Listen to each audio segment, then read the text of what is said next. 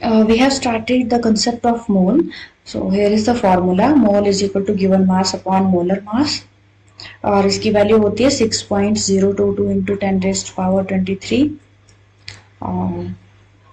अच्छा, one mole होता है कि actually it is the amount of substance that contains many particles as there are atom in 12 gram of carbon 12, यानी कि carbon 12 में कितने पार्टिकल्स हैं, कितने एटम्स हैं, वो आ जाता है।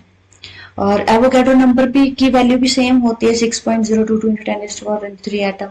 अब अगर आपको बोला जाए 1 मोल ऑफ वाटर मॉलिक्यूल, तो 1 मोल ऑफ वाटर मॉलिक्यूल में कितने वाटर मॉलिक्यूल होंगे, तो 6.022 इंटू 10⁻23 मॉलिक्यूल्स होंगे, ठीक है। और अगर ऐसे पूछे 1 मोल ऑफ NaCl में कितने वाटर मॉलिक्यूल आएंगे, तो 6.022 इंटू 10⁻23 वाटर मॉलिक्यूल।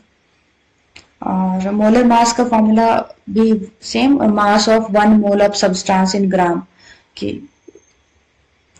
वन की ग्राम में कितने मास of 1 mole, 1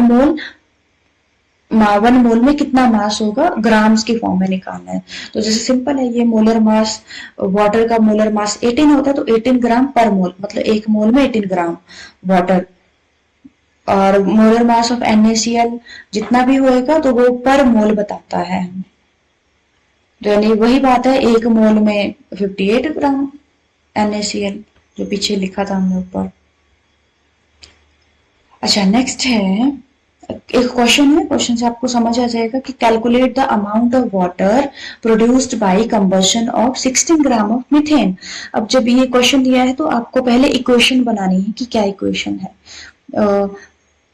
combustion of methane बोला है तो it means methane plus oxygen changes into CO2 plus water, और आपको बताना है अमाउंट ऑफ वाटर, ग्राम में निकालना है आंसर।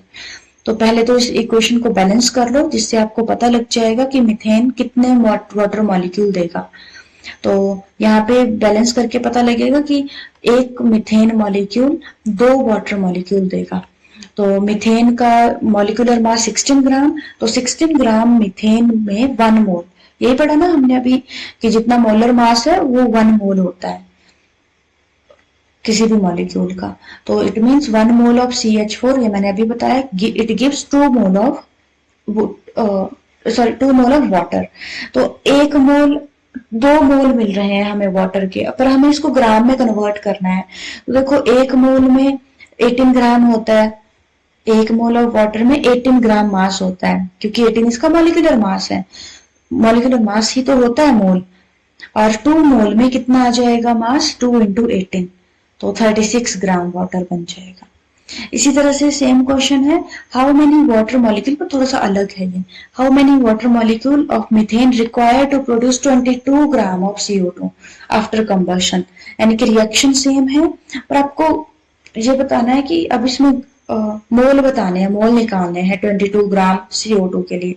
तो सबसे पहले तो 1 मोल, अच्छा इसमें कितने मोल CO2 मिल रहे हैं, 1 मोल CO2 मिल रहा है, तो 1 मोल CO2 का ग्राम में मास कितना होगा, जितना इसका मोलर मास है। तो CO2 का मोलर मास निकालो, कार्बन का 12, ऑक्सीजन का 62, मतलब सॉरी 16 होता है, एक ऑक्सीजन का, 2 ऑक्सीजन का 32, तो हो जाएगा ये 44।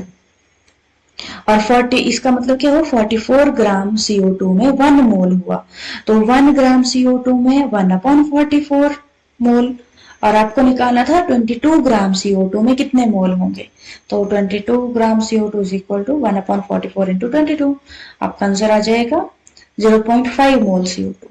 तो यही इसका आंसर है।